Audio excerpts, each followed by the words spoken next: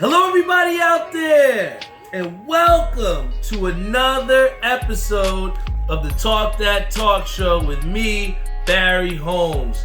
Had a great week. It was been, very eventful. I feel like, these past couple weeks I've just been ripping and running when it comes to, coming back from Vegas. And then on top of that, being able to go to the Bologna tournament just this past weekend.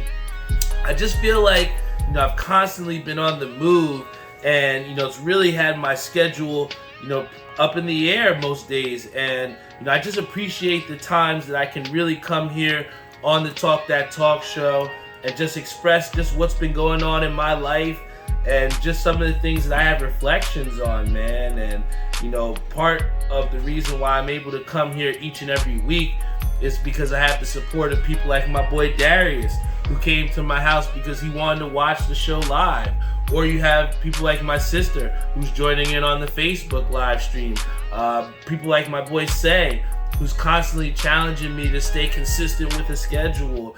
But, you have friends out there that truly do support this show. And people also, like my boy Brian Spawn, who literally look forward to watching to this show every week. Or it's his listen to on the drive in. So I really take this responsibility very seriously, and it's something that I look forward to each and every week.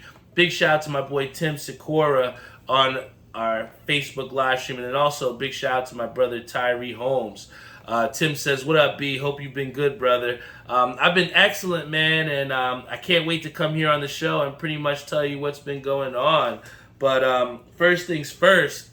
I kind of have, it's funny because Tyree actually joined on because he's part of the reason why I'm actually going to be opening up this show with a little bit of hat talk. Because him and Lenny, when I was at the Alley, one of the things when we were at Nationals was that we were not allowed to wear hats. So it was funny, I had my whole little ensemble of what I was going to rock at Nationals, and then as soon as we walk in, they're like, "Hey, you can't wear no hats. You can't wear hats." And I didn't know it was on the ban list. My brother was wearing ear pods during practice, and they were like, "No, you got to take that out. That's, it's against the rules." I just didn't know how everything was strict. And like Tim said, he goes, "Mr. 600 at Nationals." Yes, I did shoot 618 at Nationals, and I was really hype about that. So what I was trying to do when I went out to the Bologna tournament was I was trying to keep my same mojo. I was like, well, shit, if I wear a hat like I did the last time, if I rock a little bit, if I don't wear a hat, then maybe I'll bowl just as good. And it's funny, like Tim said, no hat Nationals, I'm out. So, like I said, me being at Nationals, not having a hat, it just didn't seem natural to me. Anybody that knows me, they know, like, this hat that I have, it's a part of me. You know what I'm saying? Like, you'll never catch me without a hat. Big shout out to my boy Reese Smith on our Facebook live stream. But, like I said, to see my brother and Lenny, and they had the nice lids on. I think my boy Lenny had the crocodile from Hat Club. My brother, he had on, I think it was the doll inspired from My Fitteds. So they were coming with some heat. They're like, "Yo, Catmaster B, what are you doing without your hat? You don't got a hat on." So I literally was at Bologna tournament without a hat on, and they called me out for it, man. So I just think it's funny because, when you have certain things that, are a part of you, they represent kind of who you are. Me as a hat lover, it was just funny that I got caught on guard not having a hat on. So, that'll be the first and last time you guys catch me out without a hat or in the bowling alley without a hat on. But what I will say to you is this. The reason why I'm starting off this segment with a little bit of hat talk, because, for so long I've been telling you guys that My Fitteds has been on the top of the hat game in my opinion. Russet Sunset has been doing some great things as far as creativity-wise, and, really pushing the boundaries of what, I guess you could say, a specialty or an exclusive hat should look like, right? And, Russet has been, even this one is a Bowie Bay Sox. There's been logos that just really haven't been used that Russet, used. And I think that it really speaks to, where his creativity has been as a creator. But there are so many other people out there besides just Russet that are creating big time hats, man. And before the whole hype of my fitteds, one of the biggest places was Hat Club. A lot of phrases were, if it ain't Hat Club, it's a dub, and I can't tell you how many times I heard that from various people. My boy Travis says, you don't know about hats. This guy's a clown, man. Me not knowing about hats. Come on, bro. But, from Hat Club's perspective, they've kind of embodied what it takes to make a full collection of hats that everybody can get. But at the same time, they're exclusive to where you can't get them as well, too. And I think part of the thing that separates like my fitteds from like Hat Club is Hat Club really does try to take like very simple, basic, I guess you could say designs and really highlight that. Like my boy Theo said, he goes, Hat Club is a dub now. And, for the last couple months, it has been a dub. And I've been very, very shocked at some of the heat that Hat Club has been dropping. Now, my fitteds, on the other hand, they had a couple Bison releases, and the one thing that I can say is that, and Theo, he's on Facebook with me, so I'm sure he'll attest to this. When you play a fighting game and you have that same move over and over again, people start to get used to that, and they can kind of, and if we want to quote Third Strike, they'll start parrying the bullshit, right? Mar, when he gets us in the dojo, you got to start switching up the moves. And I think that's what my fitteds has done within the last 3 to 4 weeks. Each week has had a Bison drop. And one of the things that made the Bison so dope was how exclusive they were and how you didn't really see them made too often. So what Russet has done here, by kind of making, the emphasis on being this Bison guy, being the guy that has all the Bisons, what he's kind of done is he's opened the door a little bit for Hat Club to try and come back, right? So here's what I'll say. The last couple hat pickups that I've got have been from Hat Club.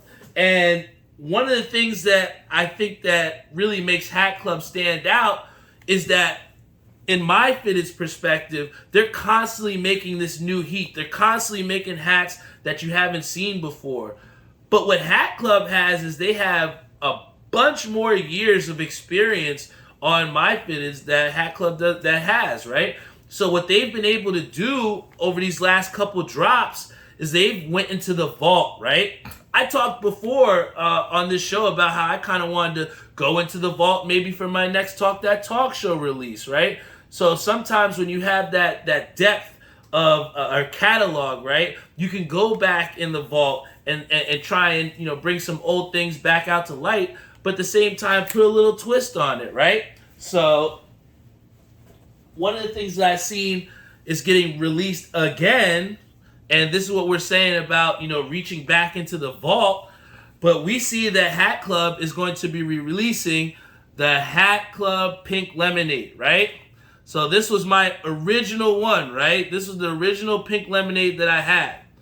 Then on top of that, in the same day, they're going to be re-releasing the Cotton Candy Mets hat, right? Both of these are going to be pink brim hats, but they were re-released over a year ago, right? And one of the things that they're kind of tweaking to it is that they're going back into the vault, but at the same time keeping that exclusivity by not re-releasing certain hats, right? So out of the whole collection where this was maybe about 25, 30 teams, you only get a chance at maybe 6 or 7 of those re-released hats. So for someone like a Mets fan like me, I love it because it keeps the exclusivity of my hat of not being re-released. But for those people that didn't get a chance to get those hats, it sucks for them. But, for me, I've always been one of those people that think that re-releasing, it doesn't really hurt the value of hats too much in my opinion, because at the end of the day, in re-releasing, like we said, something is always minorly different, right? And with making that little tweak, you're still going to keep the price value up of that original. There's a reason why they're called OG 8s, right? Or 8s from 2008, right, Theo? He said Jordan Brand should be our biggest teacher. Exactly. They constantly are re-releasing shoes, the Concords. I mean, how many times have we seen the Breads re-released? But at the same time, those OG pairs of sneakers always hold high value. So I'm not one of those people that are like, oh, don't re-release it. Oh, don't go back in the vault. Because you really might find some really dope things that come out, right? Here we had the OG Pinky, right? I got this. This was my very first Hat Club hat that I got. Big shout out to my boy Savion Gaynor. But this Hat Club was the first team-colored Pinky. This is where the hat game really changed. We took team-colored hats, right? Big shout out to Pink Bottom Just, Frosty Preem. But they actually were one of the people that put team-colored Pinkies on hats, right? And now, in that same Pinky, you have a re-released version here, but in a different version here. Here you have the actual Mets hat. This is what I just copped, the Mets, with now a different side patch. You have the Miracle Mets side patch, but it is a pink bottom. And this is where I like the creativity of going back into the vault, because now you get a chance to see some really dope hats. Here, you have the Black Dome hat, right? The original black hat, just straight up black Mets hat. But what Hat Club did with this is they put the 40th anniversary side patch on it and made it a trucker hat. Yo, this hat is going to get so much play in the summertime, but, to see a trucker hat fitted, we saw my fitteds do it, but not really with a team and a Mets colored theme, you know what I'm saying? And it's fire, Hat Club's been doing their thing. And then another one, the Top 30. Hat Club had created this Top 30 Diamondbacks hat that was made exclusively for the top supporters, right? They re-release it, they bring it back, and now we get a Mets version. There was only one version of this hat, and this was Arizona Diamondbacks. Now that we get a re-release chance, you get a chance at the Miracle Mets hat in the Top 30 colorway with the gray undervisor, flat batterman. They call this, I think, the Copperhead or something like that, Top 30. But this is fire, So again, I'm never going to be one to say, no, I don't want re-released hats, you know what I'm saying? Because you're always going to get a chance to get some new flavor or new mixes to that. But in the same realm, you can always get some new blood into it too, right? You get to put some new life and see where your creativity goes, right? And I would love to talk about hats all day. But I do want to shout out a couple people here. I got a mail call on some pins. This one comes from my boy Chino, and this is another thing about the game that I love, is that you got a lot of creatives in there, and you got people that are making some incredibly dope stuff. And this guy, my boy Chino, he made this really dope Black Panther pin resting on a Mets hat, all right? This is fire, and I think the eyes glow in the dark as well, too. But, yo, shout out to my boy Chino. Check him out on his page on Instagram. But yo, the pin creators out here are doing their thing. And then my boy Lenny, who, I hooked him up with a hat one time, and he's really taken off. And that's the cool thing about, being, in a way, trend-setting or, hooking somebody up and helping them to go to the next level, is that, you get to see the creativity of other people and see who you can inspire yourself. And here you have my boy Lenny, who came up, I think his name is Royalty Crowns on IG, but he came up with this really dope alien head pin, little smoke coming out here with his name in it. But, I really take the chance to, highlight those people and wear them on my hats, because at the end of the day, the same time people, always support and rock with my merch, I like to support my friends too. And lastly, just so I can support a friend, big shout out to my boy Koo on ECAP City, because he's been absolutely putting out some flames. He's been putting panic in the streets. Like we said, part of the reason why Hat Club or a Dub doesn't exist anymore is because people like Koo have been putting out bangers. And this hat right here had my boy Say going crazy, because we got the Navy Icy. This is unreleased. We got the Navy Icy Mets hat, 2013 All-Star Game patch with the icy blue brim, flat batterman. This, yes, ladies and gentlemen, does glow in the dark. That's part of the reason why Koo is so dope. He has his trademark of making sure the hats glow in the dark. And yo, I'm telling you, yo, this one, when it releases, guys, is going to be insane. Who knows? You might see it at Soul to Soul Expo when you see me and, Kenny Lou up there at Soul to Soul July 16th. Who knows? I don't want to give too much, but you might want to be there. My boy Travis says, where'd you get that shirt? I need one with the turquoise and yellow Yankees fitted. Yo, these are actually, again, I'm going to get into it a little bit later into the show, Trav. But, part of the reason why I really wanted to make some really dope shirts is for that right there. What Travis just said. And we're going to get into that a little bit later in the show. But one of the things that I do want to talk about, because it was very, very big as far as, what happened in the landscape of the NBA. But the New York Knicks have caught so much flack for what they did or did not do on draft day. And we can really break down to the T about the draft picks and the conditionals. We could do that. But I will break it down to you very simply and in layman terms for all those people out there, whether you're a basic Knicks fan, surface level Knicks fan, big time Knicks fan. All I'm going to say is this. The New York Knicks had a good chance to try and invest some more stock in their future. They did a great job with Quentin Grimes in drafting him and building him up well. They did a great job with drafting Emmanuel quickly, bringing him up well, and the development for the Knicks has been pretty good. That's not what we're questioning here. The problem is that they invested in their off-season trades through the draft. And what we saw is that instead of taking a guy that you can develop and insert right now to affect your team, they chose to trade that pick to trade down, to then trade that pick to include in a deal for Kemba Walker to go to Detroit and go, finish up his career, not in New York, right? And we get some of that cap space back, right? So a lot of Knicks fans were really looking for something to happen, right? They wanted something like, hey, this guy is going to really help our team next year. And we don't have that after draft day. I don't have one person saying, yes, that guy is going to help our Knicks team next season, right? But what we saw is that with them getting some of this cap space back, our fan base is pretty much told that we need to invest in something big that's going to happen in the offseason. The problem is the Knicks don't really have much leverage on their end. Julius Randle had a downgraded season. He regressed. And with that, regressed his trade value, right? A lot of your young talent, we made that mistake earlier with trading for Carmelo Anthony and giving away pretty much our entire team.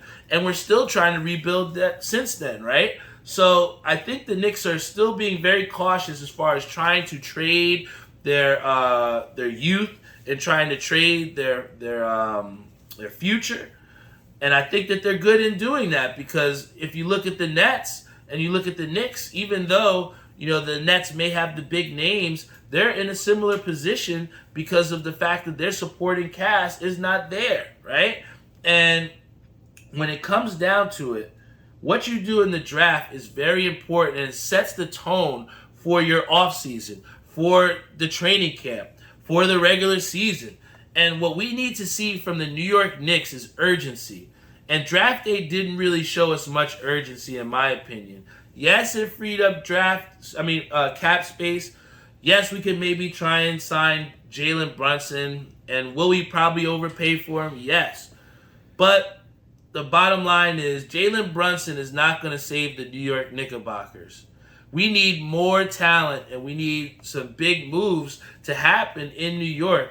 And the problem is we don't have the assets to make those moves. And I think that's what makes it so frustrating as a New York Knicks fan, because we're in this continuous cycle of rebuilding and then the next year not getting better. Part of rebuilding is implementing new things to get to a higher level. That's what rebuilding is representative of.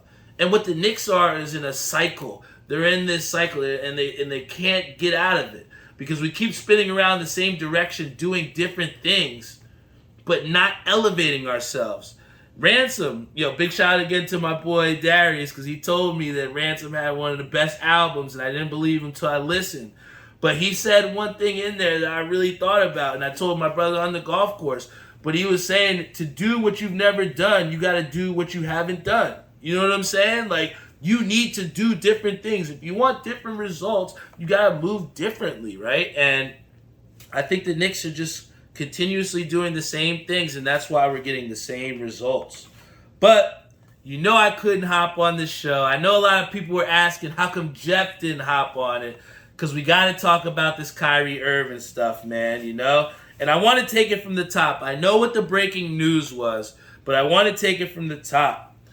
Apparently, from the rip, the Nets had offered him some sort of deal, whether it's multi-year, whether it's a certain amount of money. All we know is that was a deal for more than 1 year, right? And Kyrie openly expressed how he was unhappy about that and pretty much forced the hands of the Nets to say, hey, if you want to get a sign and trade, go ahead. That's fine. We'll let you go and get a sign and trade. And I think there, Kyrie Irving got a real big slice of humble pie. It's like that one guy that was with a girl, and he finally gets single. He's like, yeah, I'm about to go do my thing. I'm about to wild out. And he realizes you can't really wild out. Nobody's there really banging at your door. And I think that's what's happening with Kyrie Irving. He has really blackballed himself and really, in a way, killed his entire marketability based off of the fact of his availability. He has not been there enough to effectively implement his skill set to affect teams positively and consistently. And that's a shame, because when we see Kyrie Irving, he's one of the best talents. He's a Jersey guy. I love Kyrie Irving. But the dude is just not making basketball his priority. And what we've seen from that is, again, a decline in his marketability. So now when he goes for a sign and trade, your best offer is to go with the Lakers for $9 million? I mean, we really see how much of a demand there is for Kyrie Irving. My mom said it before. You never get a second chance to make a first impression.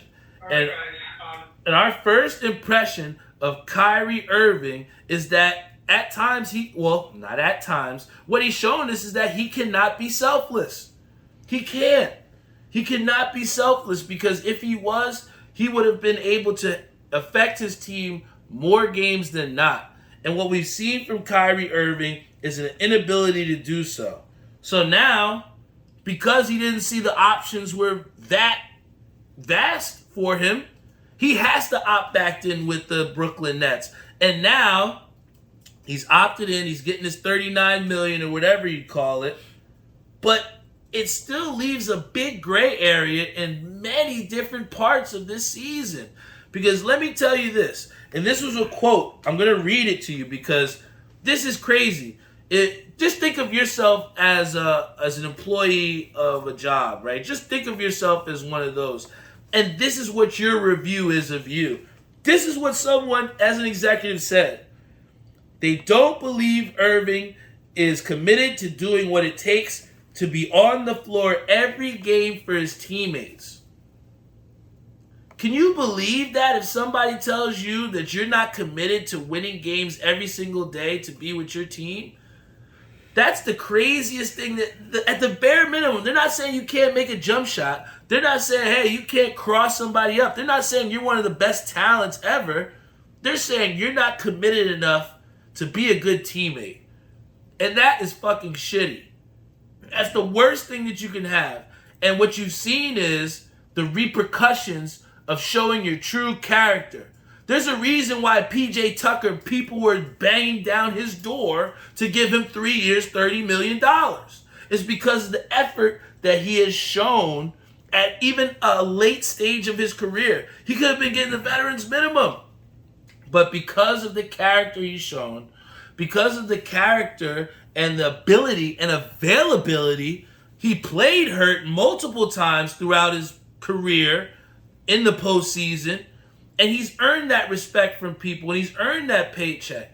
And that's what Kyrie Irving does not understand. You could be the most talented basketball player in the world, but there's a reason why Andre Iguodala still gets a roster spot. There's a reason why Udonis Haslem still gets a roster spot. Because it takes beyond just bouncing the basketball and scoring the basketball to be a great teammate. And until Kyrie Irving understands what it takes to be a great teammate, then he's not going to get the payday that he deserves, and he won't get the championship or the acclaim or the fanfare that he wants. Reese says Kyrie got humbled because nobody wanted his ass. That's 100% true. And that's a humble slice of pie that, it would hurt to eat. But I'm sure 39 million will make that hurt a little bit less, right? But now you got to think about it, right? Kyrie Irving openly said, I don't want to come to Brooklyn. Find me a way out. All right, I guess I'll stay in Brooklyn now. How can you rally behind this guy that didn't want to be there? Think about everybody in that locker room. Think about Bruce Brown. Think about Joe Harris, a guy who's been there forever. Think about these guys that came to the Nets because they believed that they could do something, or they put out their maximum effort, right? And now you have a guy that didn't openly want to be with you coming back. How do you think Kevin Durant feels? Kyrie only has 1 year. I don't think he's staying in Brooklyn. I don't think anybody in America thinks he's staying in Brooklyn after this year. This is a contract year for Kyrie Irving. He is going to ball out, and he's going to want a payday. But if he leaves, does Kyrie stay? Does KD stay? I know he's went out openly and said, I don't know if he's going to, if I'll leave or not. Kyrie is not contingent on whether I stay or not. But we're no dummies. We know what Kyrie does affects what KD is going to do. And with him 3 years on the contract still, who knows if he forces a trade out mid-year. I don't know. But the problem is, anything that attaches to Kyrie Irving in a way just seems to wilt, right? And it just sucks, man, because the guy is just so talented, but just doesn't understand how to be a great teammate. And I think that was a great segue because, at the Bologna tournament, it was a great time to be a teammate, right? We, got started out the Bologna tournament this weekend. Big shout out to Russ Ryman. Had a great time chilling with him, seeing Tom DeVico, all the, people that you normally see at league and out and about. It was a great time. And we got in the car and drove out to Hershey. It's like our annual thing. And we go out and bowl, for the weekend, man. And just go out there and try and win and have some fun.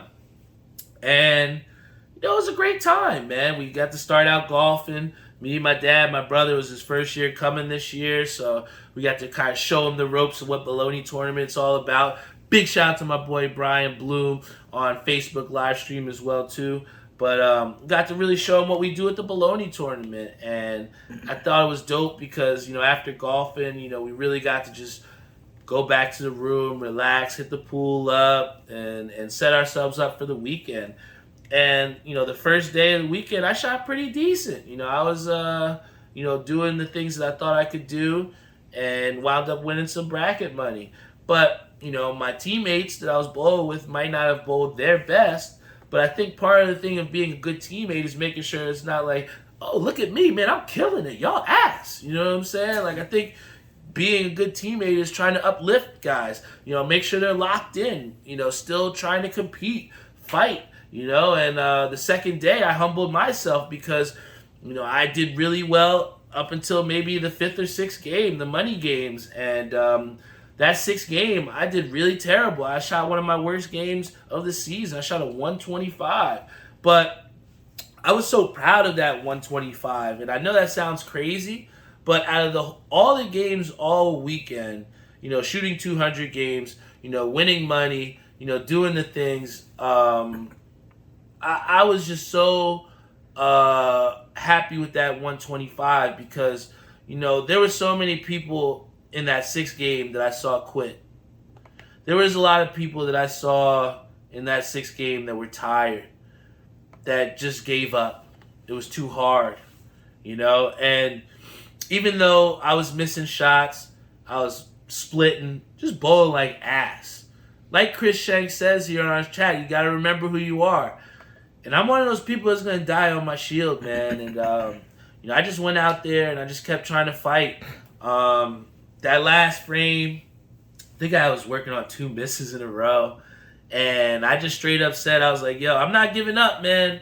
I was like, I went to everybody on my team. Everybody get at least one. Let's leave out of this alley with at least one strike.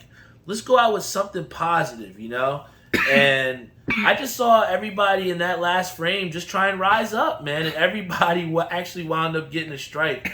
And to me, that was what being a teammate was all about, In our lowest of times, not worrying about myself, not worrying about, what what I was doing was, but just trying to uplift the next guy, And I saw my friend Bernard, I saw him struggling, and I just wanted to, just go out to him and just say, just keep fighting, man, just keep fighting. And I said to myself I wasn't gonna give up, and that's what I didn't do, and I wound up getting, I think, a strike in that last frame, and it was something positive to take back with me. And then leaving the alley, I said to Bernard, I was like, hey, you know where I'll be at on Wednesday. I'll be at league. If you want to practice afterwards, hit me up.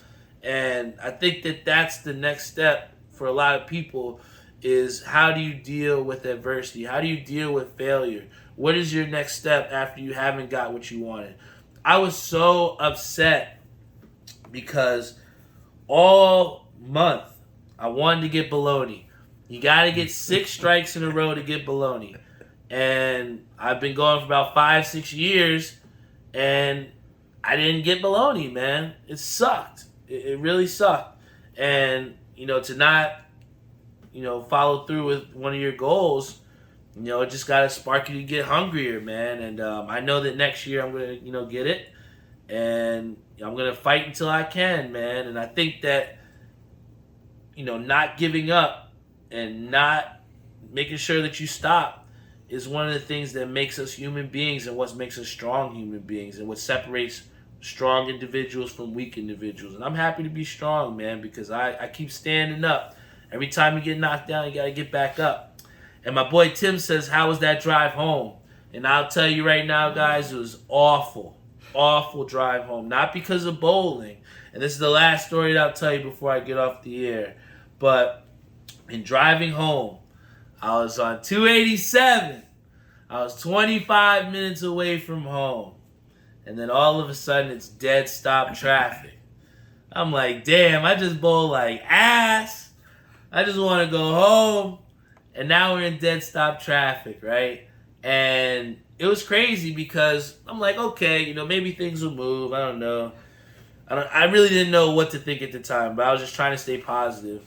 And then 20 minutes went past, and I saw people turning their cars off. I was like, oh, man, this ain't good, man. So I get out the car, lock my car up, walk down the road, and I just keep walking, right? I'm just like, yo, I got to see what's going on here. And I'm looking to the right, and it looks apocalyptic, man, right? Everybody's got their cars turned off. The cars are kind of sprawled out or whatever.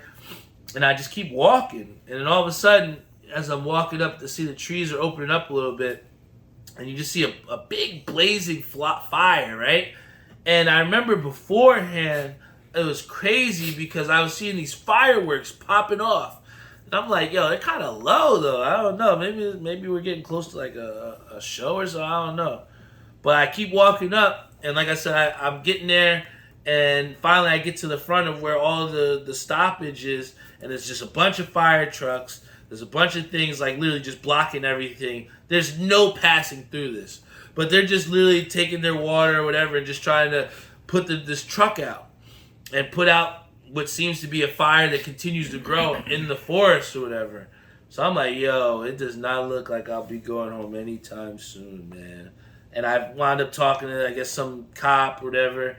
And he tells me straight up that a guy was trying to go take the exit, stopped short, and because he stopped short, the heat from the brakes lit off the entire fireworks that was in the back of his tractor trailer. And it was lighting up like Christmas, guys. I kid you not. So literally the truck was just blazing because this guy stopped and lit off fireworks in his entire tractor trailer. Thank God the guy was okay. He was safe. But the fire was a lot, man. And when I was on the phone with Doc, and it was funny because I was like, all right, I know it's going to be a while, so I'm walking back. But I keep like hitting the button on my clicker. So I'm like, I don't know where the fuck my car is, right? And I keep clicking, and mind you, I was at least walking for a good 20 minutes. And then I finally find the car. And I'm just like, damn, yo, I was walking a good 20 minutes. I don't know what we're going to do. We're going to be here forever. Mind you, I had no water. I had no food. Luckily, I had my phone charger at the time. But I was just sitting there for about a good 4 or 5 hours, guys. And it sucked, But finally, I see a car that's kind of like making a U-turn. So I kind of like followed right behind him. And they actually had us out on the shoulder going the opposite direction. Because mind you, 287 is a 3-lane, road, I guess you could say. But it's not like the Parkway or the Turnpike where there's another car, like you can see the other way right on the side of you. This one was just 3 lanes and mad trees, right? So I'm just thinking to myself, like, damn, I know we can't go into like an off-ramp because we'd be going into oncoming traffic. So like, where are we going? And I saw a lot of people that were on the road, right? I felt so bad for the tractor trailers because these guys can't make U-turns. I don't know what time they finally got to their destinations, right? But I did see cars that were there, still parked up, not showing any urgency, trying to make a U-turn or whatever. And I'm just thinking to myself, like, if I saw a bunch of people actually moving, and I've been sitting here for 5 hours, I would do the same thing. And I didn't know if we would get stuck. I didn't know where the fuck we were going. But I was like, I'm moving. I've been here for 5 hours. I'm moving. So I think one of the things I want to try and say is that sometimes you don't know what the end of your path is going to be. And sometimes that's scary. I was scared too. I'm sure a lot of people on that road were like, damn, I am going to wait until I can go forward and that's it. And they probably waited a good 3 or 4 more hours than I did. But what I'm trying to tell you is if there's an opportunity or if there's some way out or if there's some light to the tunnel, don't hesitate to take that because I was out. You know what I'm saying? And I don't know how they did it. They must have forged something because we actually drove through the forest and then went into like some little parking lot area and then I was out and I was finally moving to go back. But the point I'm trying to say is that, at times the decisions to, move or to go in a different direction can be scary. But, more oftentimes than not, you got to take that shot, man, because if not, you might be stuck in the same position. And we talked about before about rebuilding and trying to go up and go in the right direction. And part of that is moving differently, right? So, guys, if you want to move differently, you gotta, if you want different results, you gotta move differently. That's my final story here, guys. I appreciate you so much for tuning in to the Talk That Talk show. Every week. I know I wasn't able to come this weekend because of everything with the Bologna tournament. The plan was to record Sunday night, but as you can see, I was stuck in traffic for over 5 hours, dead stop. I would have loved to come to you guys and record on Sunday. But that's why it was so important for me to come here today and share with you guys an episode of this show, man, because no matter what, if there's things in the way, I'm still going to try and find a way to record this show because there are people like Brian Bloom, Chris Shank Jr., Robert Brantley Jr., Timmy Hugel, Michael Danzer that really tune into the show and care about what happens and when this show is tuning on, man. And big shout out to my boy Timmy Hugel. He's been doing his own little raffles. I know he's going to be raffling off a bowling ball. He's raffling off a chance to get yourself a custom jersey. He does great work, man. Guys, I wore this jersey at Nationals. I wore this jersey at the Bologna tournament. And everybody's been saying nothing but good things. Everybody's been loving them. Even people that I said don't even bowl have, supported with buying them. So that should just tell you that the quality is there. It's dope. Hit up Timmy Hugel. I think through his Facebook page. I think it's Ink Parlor Sublimation. Hit him up directly on Timmy Hugel Jr. on his Facebook. And see if you can get in on one of his raffles. I missed out. I hit him up today. I was like, yo, can I send that $5 for a slot? He was filled up. So those slots fill up. So if you want, hit him up, man. But like I said, I appreciate the support all around. I like to keep good people around me, people that, keep me positive, keep me motivated. I mean, even someone like my boy Darius who comes here just to watch the show live. That shit is dope, man, and that motivates me because, like I said, I have a responsibility to deliver this show, and hopefully, through my show, I can, inspire people to maybe open up a little bit. My boy Darius was saying before that people sometimes might be a little camera shy. I've asked my boy Stanley to come on the show. Big shout out to him watching. Maybe one day he'll come on the show. I don't know, but with me continuing to do this show every single day. You know that you'll have an opportunity when you're ready. So please, hit me up, guys. I appreciate your support. I love you all. This show, it means the world to me. I started this from nothing. And I told this to somebody at the Bologna tournament. But this fucking shirt would not be cool if it wasn't for all the episodes that we put in. If it wasn't for me spilling out my heart when I lost my friend on this show, I just continue to try and be vulnerable with you all, and that's why this Talk That Talk show is seen everywhere and anywhere throughout Jersey and throughout this country, man, and you all are a reason why I will continue to make merchandise, I will continue to push this show, and I will continue to be myself. So thank you all for accepting me, thank you all for believing in me, and come see me next week. Love y'all. See you next week.